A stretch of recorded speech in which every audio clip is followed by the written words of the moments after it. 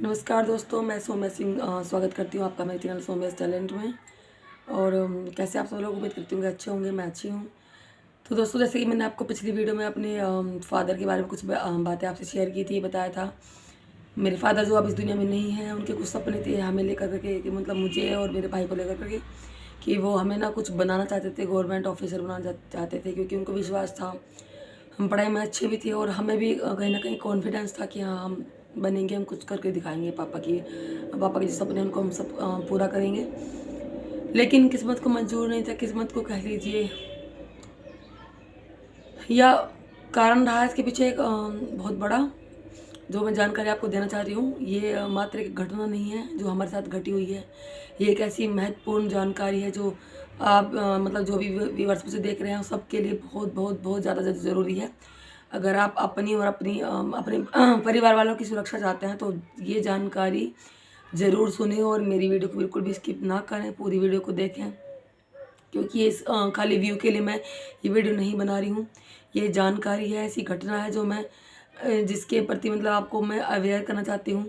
Aware, ताकि आप सावधान रहें, सतर्क रहें, हमारी तरह आप किसी के झांसे में ना आएँ, और अपनी ज़िंदगी और अपने घर वालों की ज़िंदगी सहेज कर रखें, बर्बाद होने से बचा लें। तो बात ऐसी थी कि 2010 की बात है ये। मेरे फादर को जब हम पढ़ रहे थे उस टाइम पे स्टूडेंट थे, तो मेरे फादर को अचानक से कुछ ऐसे ही गर्मी का टाइम था, तो उनको पेट खराब हुआ था, कुछ लूज मोशन उनको हुए थे। तो उन्होंने गांव के डॉक्टर से मेडिसिन ले ली, क्योंकि गांव में रहते थे हम लोग। तो मेडिसिन ली, लेकिन उनको कुछ फ़ायदा ऐसा खासा आराम नहीं हुआ। तो फिर गाँव के डॉक्टर ने बोला कि आप ऐसा कीजिए, आप सिटी में अच्छे डॉक्टर को दिखा लीजिए, अच्छी मेडिसिन आपको वहीं मिलेंगी। तो मेरे पापा ने, किसी ने बताया था, कोई डॉक्टर, पास में सिटी है मेरठ, हमारा डिस्ट्रिक्ट लगता है वो। तो पापा ने वहाँ पर किसी डॉक्टर को दिखाया। तो उस डॉक्टर ने ऐसा खिलवाड़ किया हमारे साथ कि बस मतलब हम लोगों की ज़िंदगी बर्बाद कर दी है। वो कहते हैं ना कि डॉक्टर भगवान का रूप होता है, और ये हकीकत भी है, क्योंकि डॉक्टर लोगों की ज़िंदगी बचाते हैं हमें नई ज़िंदगी देते हैं, भगवान का रूप होते हैं वो। उनको जब शपथ दिलाई जाती है कि वो जन जन की सेवा करेंगे तन मन धन से, ईमानदारी से, लेकिन वो कुछ टाइम बाद वो चीज़ भूल जाते हैं। और ये जो मैं बोल रही हूँ ये सभी डॉक्टरों के लिए नहीं है, क्योंकि पांचों उंगली बराबर नहीं होती है। हर जगह हर तरह के लोग हैं, अच्छे भी हैं, बुरे भी हैं। ये वीडियो सिर्फ उन्हीं डॉक्टर के लिए है जो ऐसा करते हैं, जो अपने पैसे की भूख मिटाने के लिए किसी के घर को बर्बाद कर देते हैं, किसी की ज़िंदगी के साथ खिलवाड़ करते हैं, उसके बच्चों के सपनों को चकनाचूर कर देते हैं, बच्चों को अनाथ बना देते हैं। ये सिर्फ उन्हीं डॉक्टरों के लिए है। जैसे कि भाग दौड़ वाली ज़िंदगी है आजकल, खान पान भी वो पहले वाला नहीं रह गया। तो लगभग लगभग जैसे कि मैंने देखा है, जितना मैंने जाना है, लगभग हर घर में से हर कोई ना कोई पेशेंट है किसी न किसी बीमारी का। तो यह है कि ये छोटी सी बीमारी थी मेरे पापा को, लेकिन उस डॉक्टर ने अपने पैसों की भूख मिटाने के लिए पापा को उल्टी सीधी दवाई देता रहा। माना कि, और ऐसा कोई छोटा मोटा डॉक्टर भी नहीं था, वो झोला टाइप डॉक्टर नहीं था कि उसको जानकारी नहीं थी। टेस्ट कराता रहा, टेस्ट में वो देखता रहा, लेकिन पापा की तबीयत भी सुधरने की बजाय लगातार बिगड़ती जा रही थी। जब 4-5 महीने हो गए, उनकी तबीयत बद से बदतर हो गई। फिर क्योंकि जैसे कि हमने बताया कि हमारा बैकग्राउंड किसानों का है, मतलब ऐसा कोई ज़्यादा एजुकेटेड कोई नहीं है फैमिली में ज़्यादा जो ध्यान देता। लेकिन फिर हमने देखा कि पापा की तबीयत लगातार बिगड़ती जा रही है, ट्रीटमेंट भी चल रहा है, लेकिन ऐसी क्या दिक्कत हो गई है कि इनको आराम बिल्कुल नहीं आ रहा। तो हमने सोचा कि हम एक दिन, मैं और मेरा भाई, पापा की सारी रिपोर्ट्स लेकर बैठ गए। जो पापा की पहली रिपोर्ट थी सबसे पहले, वहाँ से लेकर जो अभी की मतलब उसके बाद की रिपोर्ट थी सबसे लास्ट वाली, हमने सारी रिपोर्ट्स देखी अच्छे से।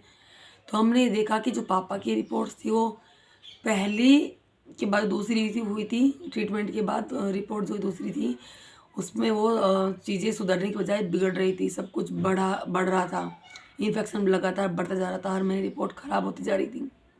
और वो डॉक्टर था, उसको ऐसा तो नहीं कि उसको नहीं पता था कि रिपोर्ट ख़राब आ रही है, लेकिन वो बर्गर लाता रहा, पापा को लूटता रहा, पैसे बनाता रहा, और दवाइयाँ देता रहा, और इतनी हालत ख़राब कर दी पापा की। जब हमने देखा कि सारी रिपोर्ट बिल्कुल भी अच्छी नहीं आ रही, तो हमने बोला कि पापा आप दूसरे डॉक्टर को दिखा लो, अच्छे से डॉक्टर को, क्योंकि आपको बिल्कुल 1% भी आराम नहीं है। बाकी आपकी रिपोर्ट सारी ख़राब हो गई हैं, सारे टेस्ट ख़राब आ रहे हैं। ये सारी इतना ज़्यादा बढ़ गया था, उनका ब्लड लेवल काफ़ी कम हो गया था, एचबी जितना हमें जाना। लेकिन हमने तो देख लिया कि रिपोर्ट्स ख़राब आ रही हैं, हम बच्चे थे, हमें थे, और मेडिकल के बच्चे तो नहीं थे, हम स्टूडेंट भी नहीं थे मेडिकल के, तो हमें लेकिन ये जानकारी नहीं थी कि ये चीज़ें बढ़ क्यों रही हैं, इसका कारण क्या है। तो हमने बस इतना समझा कि हाँ जो भी कुछ है ये दवाई सही नहीं दे रहा है डॉक्टर, मेडिसिन सही नहीं दे रहा है, तो आप डॉक्टर चेंज कर लो।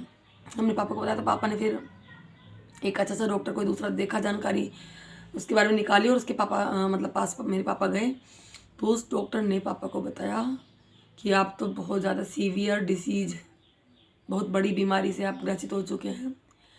वो बीमारी थी, उनको पापा को किडनी फेलियर हो गया था, और देन ये थी, ये इस बीमारी की देन थी ना उस डॉक्टर ने दी थी, क्योंकि पापा को नॉर्मल सा लेकिन पेट में इन्फेक्शन था लूज मोशन का, लेकिन वो इतनी हैवी मेडिसिन देता रहा कि वो साइड इफ़ेक्ट करती रही मेडिसिन, और उन्होंने पापा को एक साधारण मरीज से किडनी फेलियर जैसी बीमारी का मरीज बना दिया। फिर मतलब उस टाइम पे हालत इतनी ख़राब हो चुकी थी कि डॉक्टर ने लगभग बोल दिया था कि देखो हम कोशिश कर लेंगे, कुछ % चांस हैं मेडिसिन के द्वारा, लेकिन पूरा नहीं कह सकते हैं क्योंकि कंडीशन बहुत ज़्यादा ख़राब है, और पापा की कंडीशन बहुत ज़्यादा ख़राब हो चुकी थी। फिर भी पापा जूझते रहे बीमारी से, पैसा लगाया था ना, पैसा लगा दिया हमने, कर्जे में आ गए थे, 15-20 लाख रुपये हमारा खर्च हो चुका था, लेकिन फिर भी पापा को नहीं बचा पाई, क्योंकि बीमारी इसका दर बढ़ चुकी थी कि उसको कंट्रोल करना मुश्किल था। डॉक्टर ने साफ साफ क्लियर बोल दिया था कि कंट्रोल करना बहुत मुश्किल है, लेकिन हम कोशिश कर सकते हैं।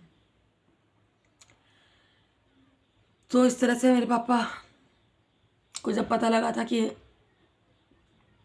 मैं ज़्यादा दिन का मेहमान नहीं हूँ, थोड़े दिन का मेहमान हूँ, मैं ज़्यादा दिन नहीं रुकूँगा, तो फिर पापा ने डिसीजन लिया कि इसलिए हमारी मतलब अपनी लड़कियों की, मेरी और मेरी दीदी की शादी उन्होंने फटाफट चटपट शादी कर दी, और सारे जो सपने थे हमारे वो सब चकनाचूर हो गए, सब धर की धरी रह गए। हम भी कुछ नहीं कर पाए क्योंकि कंडीशन ऐसी थी, ना हम विरोध कर पाए, ना मेरे पापा की स्थिति ऐसी थी। हमने सोचा ठीक है, जो पापा को सही लग रहा है हमने उसको स्वीकार कर लिया। तो अगर मेरी वीडियो को कोई भी देख रहा है ना, डॉक्टर, खासकर ऐसा डॉक्टर जो ऐसा करता है, उससे मतलब मेरी हाथ जोड़कर विनती है कि आप लोग किसके लिए ऐसा करते हैं? पैसे के लिए, और मतलब आप चाहते हैं कि हम पैसा कमाएं खूब सारा अपनी फैमिली के लिए, अपने परिवार के लिए, अपने बच्चों के लिए। तो किसी दूसरे के बच्चों का गला घोट के, दूसरे के बच्चों को अनाथ करके आप जो पैसा कमा के अपने घर में लगाएंगे, अपने बच्चों के को अच्छी ज़िंदगी देने में, वो पैसा कभी भी सक्सेसफुल नहीं होगा। भगवान सबको देखता है, सबका न्याय यहीं होता है, अच्छे बुरे कर्म सब हमारे सामने आते हैं। अगर आप ऐसा करते हैं ना, तो प्लीज़ हाथ जोड़कर आपसे रिक्वेस्ट है, आप ऐसा ना करें। आपको जो भगवान का दर्जा दिया गया है ना, उस चीज़ को आप हमेशा याद रखें। आप अगर नहीं कर सकते हैं इलाज किसी का, नहीं आपसे कंट्रोल हो रहा है, तो आप साफ साफ मना कर दें, बरगलाए ना मरीज को, उसकी ज़िंदगी बर्बाद ना करें। और ये सभी बहन भाइयों को मैं बोलना चाहूँगी जो मुझे देख रहे हैं, कि अगर आपके घर में भी ऐसी कोई स्थिति बनी हुई है, आपके घर में कोई पेशेंट है और ऐसा हो रहा है कि उनका ट्रीटमेंट होने के बाद भी उनको आराम नहीं है, तो आप अपने मतलब नज़र रखें, उनके रिपोर्ट्स पर नज़र रखें। अगर आपको लगे कि हाँ रिपोर्ट्स ख़राब आ रहे हैं, आराम नहीं लग रहा, तो आप तुरंत इमीडिएटली डॉक्टर चेंज कर दें, आप इंतज़ार ना करें, क्योंकि जो हमारे साथ हुआ है हम नहीं चाहते हैं किसी और के साथ हो। और यही जानकारी थी जो मैं देना चाहती थी, क्योंकि हमारे साथ तो घट चुका है, हमने तो पापा को खो दिया हमेशा के लिए, और हम चाहते हैं कि कोई भी बच्चा इस तरह से अपने पेरेंट्स को, अपने घर वालों को, अपने फैमिली मेम्बर को ना खोए। बस आज के लिए इतना ही है, अभी के लिए लेती हूँ विदा में, मिलती हूँ आपसे नेक्स्ट वीडियो में। अगर कोई जानकारी चाहिए हो, आपको मेरी वीडियो थोड़ी अच्छी लगी हो, थोड़ी भी जानकारी मैंने दी हो आपको अच्छा लगा हो, तो आप मुझे कमेंट कीजिए, मेरे चैनल को सब्सक्राइब कीजिए और मुझे सपोर्ट कीजिए, क्योंकि मुझे आगे बढ़ना है, कुछ बनना है। शादी से पहले जो मैं ना कर पाई वो मैं आप करना चाहती हूँ, तो आप सपोर्ट करते रहिए और हंसते मुस्कुराते रहिए। टेक केयर, जय हिंद।